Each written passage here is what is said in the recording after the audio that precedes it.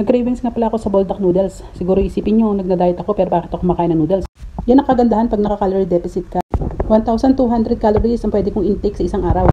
Since OMAD naman ako, so tingin ko hindi ko naman na-consume ang 1,200.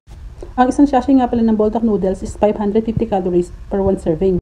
At nag-add din ako ng 2 sunny side up egg. Kasi yan ang nakikita kong combination sa mga napapanood ko.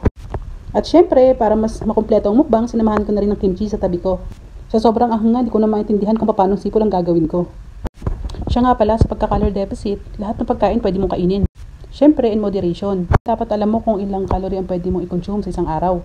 Kung baguhan ka pa lang at gusto mo magpapayat, i-advise ko na mag-caldep ka na lang. At yan nga yung pagkakaiba pag naka-low carb ka. Disclaimer lang po kasi sa low carb marami talagang bawal. Pero syempre, depende na yon sa'yo kung paano mo i-enjoy ang pagkain mo. Gaya nga sabi ni Carlos Agassi, tama kayo, mali ako.